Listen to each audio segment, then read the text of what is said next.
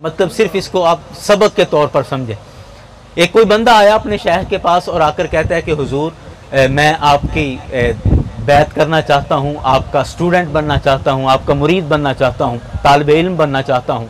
और ज़ाहिरी बात है कि कोई बंदा कॉलेज में दाखिला लेने जाएगा तो उसका एक मेरिट तो होगा, कॉलेज देखेगा ना कि मैट्रिक में कितने नंबर थे, फिर ही दाखिला देगा। नर्सरी वाला बच्चा कॉलेज तो नहीं जा सकता। तो मुर्शिद ने देखा कि आया कि ये बंदा मेरा मुरीद बनने के काबिल भी है या नहीं। तो कहा चलो ठीक है, आप 2-4 दिन 5 दिन।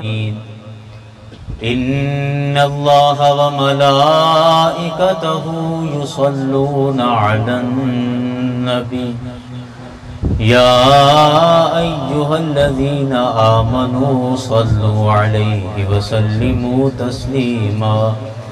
सब अहबाब पीछे तक जो नज़र आ रहे हैं, सारे अहबाब मिलके आका अलैहिस्सलाम की बारगाह में दुरूद व सलाम के नजराने पेश कीजिए। अस्सलातु वस्सलामु अलैका या रसूल अल्लाह, अस्सलातु वस्सलामु अलैका या नबी अल्लाह, अस्सलातु वस्सलामु अलैका या शफीअल मुज़निबीन व अला आलिका व अस्हाबिका या रहमतल लिल आलमीन।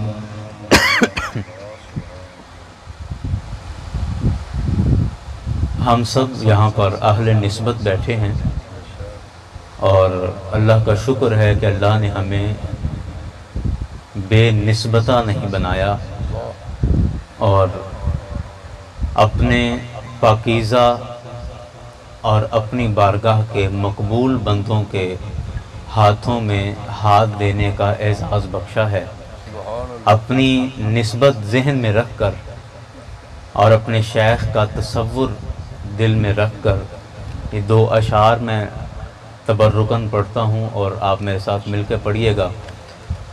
शायर कहता है, जब से तेरी नज़र से नज़र मिल गई, मेरे आका जब से तेरी नज़र से नज़र मिल गई, हमको दोनों जहां का पता मिल गया, नाज करता हूँ अपने मुक़द्दर पे मैं, नाज करता हूँ अपने मुक़द्दर पे मैं, आप जैसा मुझे पेशवा मिल गया, नाज करता हूँ अपने मुक़द्दर पे मैं, नाज करता हूँ अपने मुक़द्दर पे मैं, आप जैसा मुझे पेशवा मिल गया, जब से तेरी नज़र से नज़र मिल गई। हम्द व सना के बाद वाजिबुल एहतराम शेख तरीक़त मंबा रुश्द व हिदायत शहनशाह मेवात मोहतरमुल मकाम इज़्ज़त माब जनाब अली ताहिर खां साहब क़ादरी चिश्ती ज़ीदा मजदूहू, आप स्टेज पर तशरीफ़ फरमा हैं और आपके साथ ख़तीब अहले सुन्नत, आलिम नबील, आलिम शरीयत, वाक़िफ़ तरीक़त मोहतरमुल मकाम इज़्ज़त माब जनाब हाफिज़ मोहम्मद आशिक़ क़ादरी साहब तशरीफ़ फरमा हैं और आप सबको मुबारक हो। आप किस्मत वाले हैं कि जिन्हें हर साल शेख की ज़ियारत नसीब होती है और रूहानियत के साथ साथ इल्मियत और बातिन के साथ साथ ज़ाहिर को भी निखारा और संवारा जाता है। मैं ख़ुद भी ख्वाहिशमंद हूँ कि क़िबला हाफिज़ आशिक़ साहब सीधा मजदूहू इनकी गुफ्तगू हम ज़्यादा से ज़्यादा सुने। तो मैं अपने मुकर्ररा वक्त में एक दो गुजारिशात सिर्फ़ आप तक पहुँचाकर अपनी बात को पूरा कर लेता हूँ। आप देखते हैं कि पिछले 10-12 साल से या 15 साल से जितनी तेज़ी के साथ हमारा माहौल और हमारा कल्चर बदला है, इससे पहले कभी इतनी ज़्यादा सख्त तब्दीली नहीं आई। यकसर माहौल तब्दील हो गया, और जब माहौल तब्दील होता है तो उसके साथ साथ लोगों के मुतालबात भी तब्दील होते हैं, उनके सवालात भी तब्दील होते हैं। आज से 20 साल कबल हमारे नौजवानों के तकाज़े कुछ और थे, उनके सवालात कुछ और थे, और आज इस मॉडर्न ज़माने में हमारे नौजवानों के सवालात और मुतालबे भी बदल गए। अभी गुज़िश्ता 1-2 दिन पहले कुछ दोस्त कुछ सवालात लेकर आए थे तरीक़त के हवाले से, तो मैं चाह रहा हूँ कि चलो वो सब दोस्तों तक पहुँच जाएं और उस हवाले से, तरीक़त के हवाले से और सलूक के हवाले से जिस कदर भी मैं आप तक अपनी बात पहुँचा सकूँ, दुआ करें कि अल्लाह करीम हक़ बात करने की तौफ़ीक बख्शे और उस पर अमल करना हम सब के लिए आसान फरमा दे। सामने ज़ी वक़ार ये सवालात बड़े जहन में गर्दिश करते हैं, जिन सवालात में से एक सवाल ये है कि बैत करना क्यों ज़रूरी है, क्यों बैत की जाती है, और क्या किसी भी मुसलमान के लिए किसी नेक आदमी के हाथ में हाथ देना ज़रूरी है या ज़रूरी नहीं है।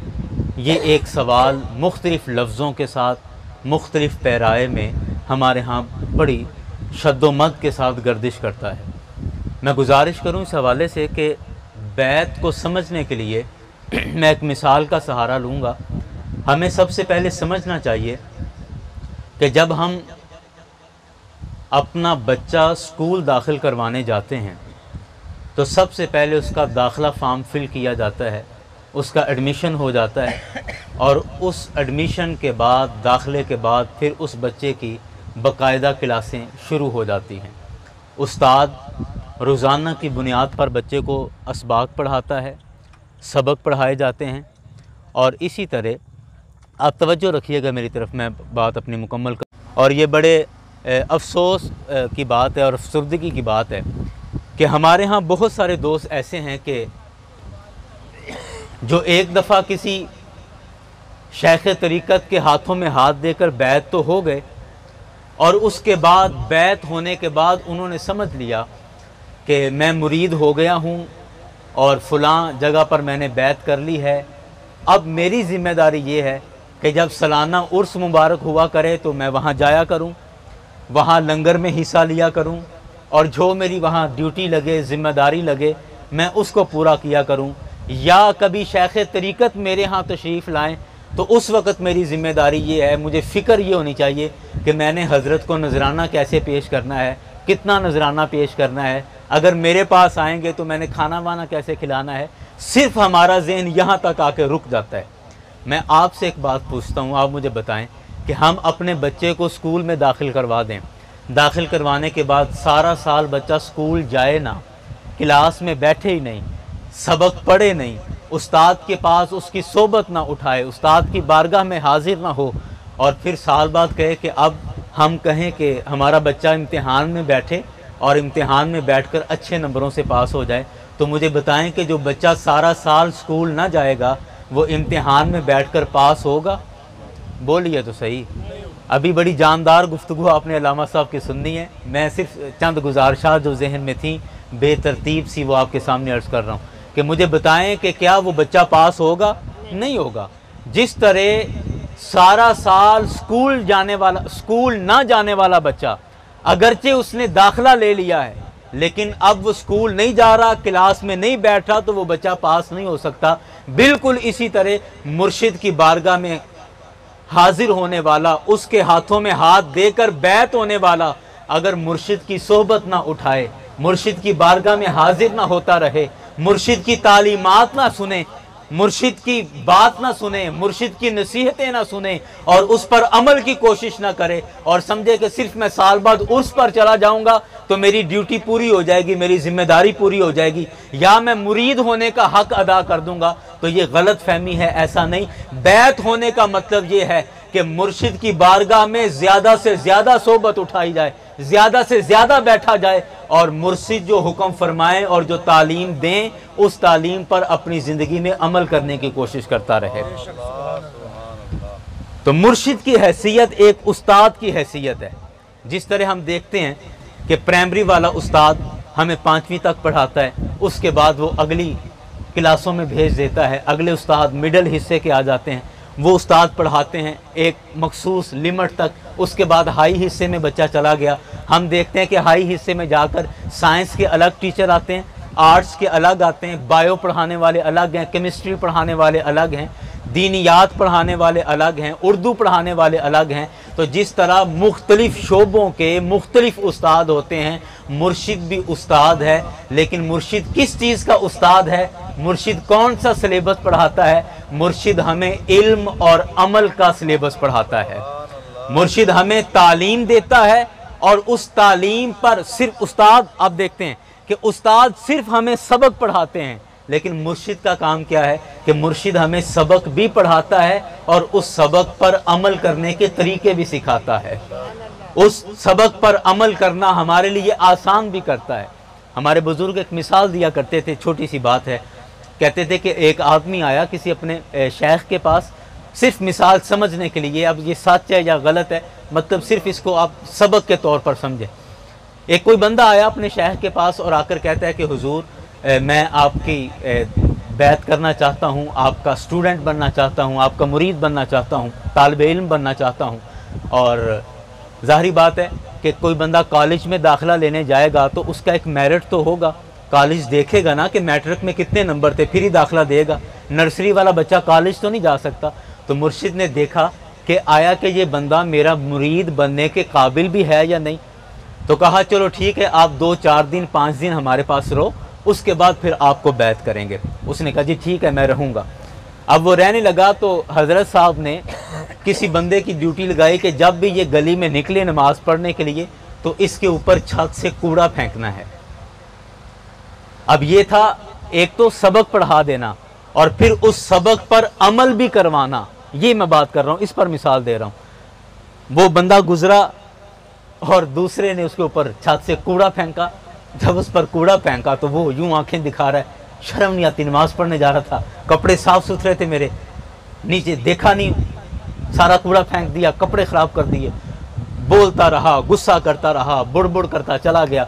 और उस बंदे ने जो छत से जिसने कूड़ा फेंका था, उसने आके हज़रत साहब को सारी सूरत हाल बताई कि जी मैंने कूड़ा फेंका था और ये सारा मामला हुआ है। तो हज़रत कहने लगे कि अभी कुछ तरबियत बाकी है। कुछ दिन गुजरे, 1 दिन 2 दिन गुजरे, अब फिर कहा कि अब वो गुजरेगा तो फिर उस पर कूड़ा फेंकना। दोबारा उस पर कूड़ा फेंका तो बोला तो नहीं, लेकिन गुस्से से देखा और गुस्से से देख के चुप करके फिर चला गया। उसने जाके बताया कि हज़रत इस दफ़ा कुछ बोला तो नहीं, लेकिन बस गुस्से से देखा और सुर्ख पीला होके चला गया। कहा कि चलो कुछ समझ आ रही है। जब तीसरी दफ़ा कोई 1-2 दिन गुजरे, तीसरी दफ़ा कहा आज गुजरेगा तो फिर उस पर कूड़ा फेंकना। तीसरी दफ़ा फिर जब कूड़ा फेंका तो अब जैसे इस पर कूड़ा गिरा तो उसने आंख उठा के भी नहीं देखा कि मुझ पर कूड़ा किसने फेंका है, और उसी तरह गर्दन झुकाए हुए सीधा मस्जिद की राह चला गया। तो जब उसने आके बताया, उस ऊपर वाले छत वाले बंदे ने हज़रत को आके बताया कि जी आज तो वो ना घूरा मुझे देखकर, ना गुस्सा किया, ना उसने ऊपर देखा, बस मैंने कूड़ा फेंका और उसी तरह नज़र झुका के चला गया। फरमाने लगे अब इसकी तरबियत मुकम्मल हो गई है। तो मुर्शिद जो हैं वो ना सिर्फ तालीम देते हैं बल्कि उस तालीम पर अमल करना भी सिखाते हैं। तो मैं अर्ज़ कर रहा था कि बुनियादी तौर पर मुर्शिद एक उस्ताद है और मुर्शिद जो सिलेबस पढ़ाता है वो इल्म और अमल का सिलेबस है, वो इल्म और अमल का सिलेबस है। और जितने भी मुरीदीन हैं, ये मुरीदीन दरअसल तालिब इल्म है, स्टूडेंट्स हैं, और इन्हें चाहिए कि अपने शेख से, अपने मुर्शिद से इल्म भी हासिल करें और उस इल्म पर अमल करने का तरीका भी हासिल करें।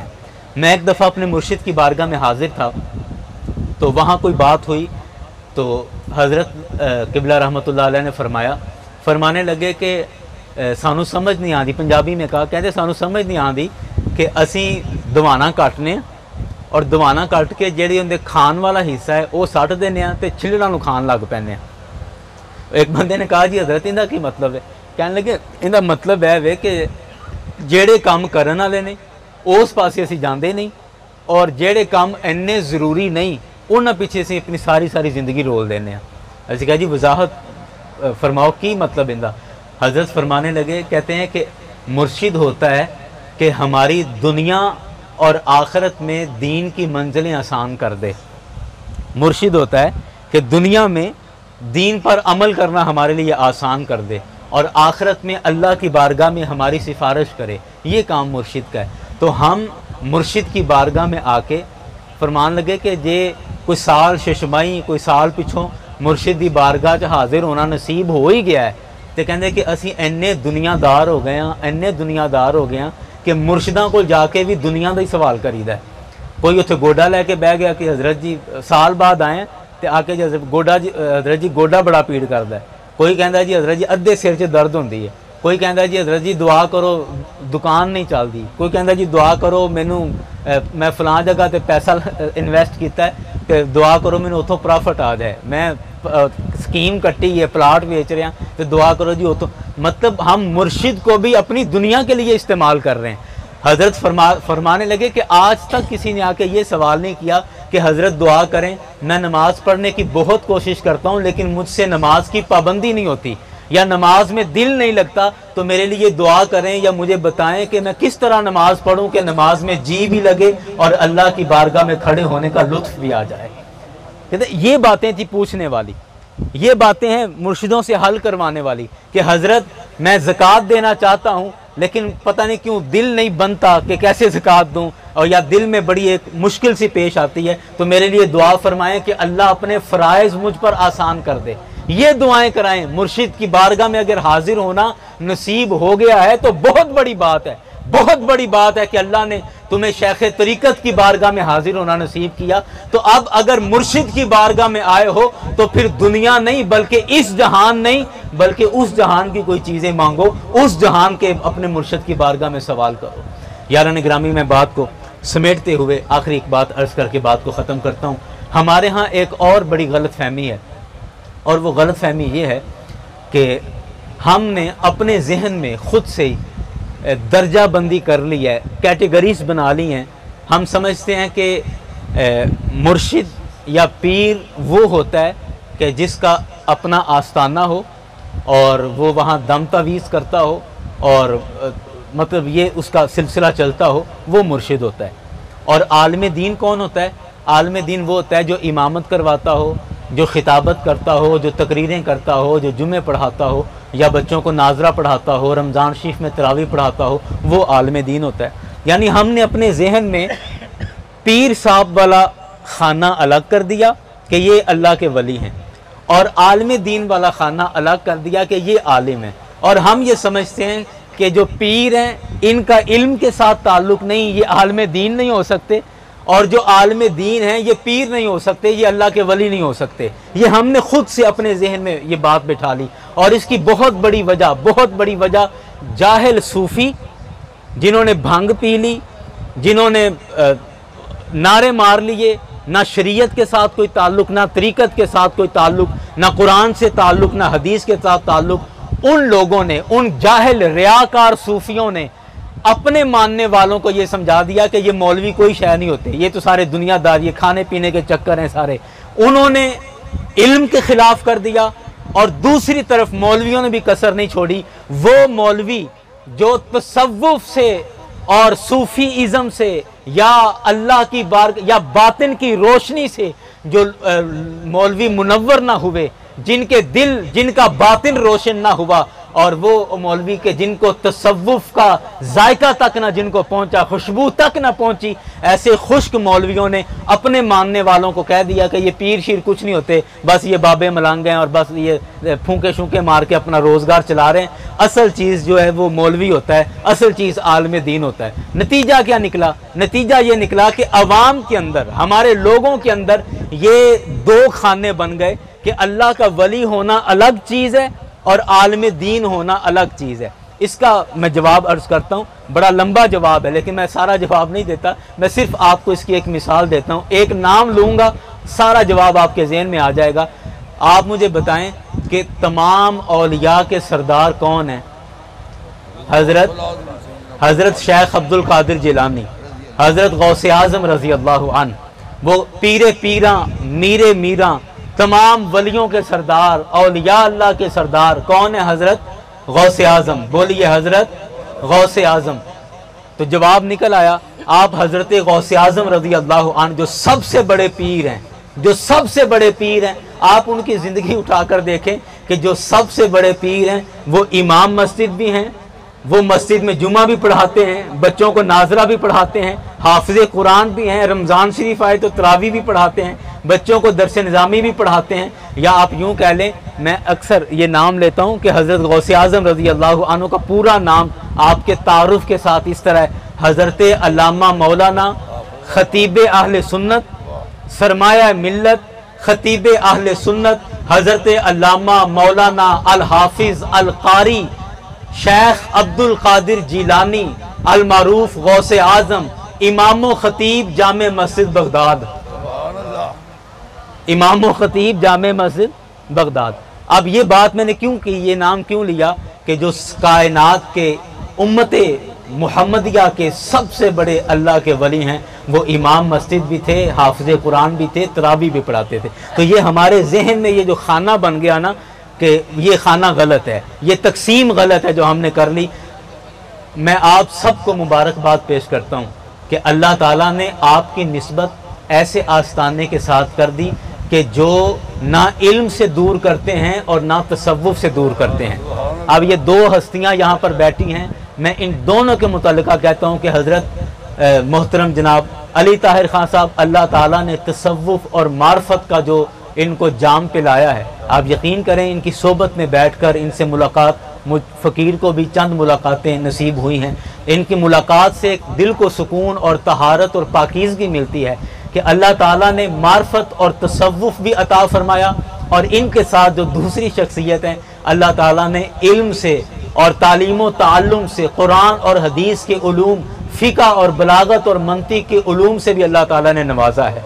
फ़ारसी का एक मुहावरा है कि दर कफ़े जामे शरीयत, दर कफ़े जामे शराब, कि एक हाथ में, एक हथेली में शरीयत का जाम है और एक हाथ में इश्क मुस्तफ़ा का जाम है। तो आपको मुबारक हो कि आपकी निस्बत ऐसे घराने के साथ है कि जो तसव्वुफ के भी शाह सवार हैं और इल्म और तालीम के भी शाह सवार हैं। अल्लाह करीम इस आस्थाने को सलामत रखे और इस आस्थाने से हमारी निस्बत सलामत रखे, और जो गलत फहमियाँ, जो बातें हमारे जहनों में पैदा होती हैं, अल्लाह ताला हमें इन शैतानी वसवसों से महफूज रखे और सिराते मुस्तकीम पर, सीधे रास्ते पर चलने की तौफीक दे।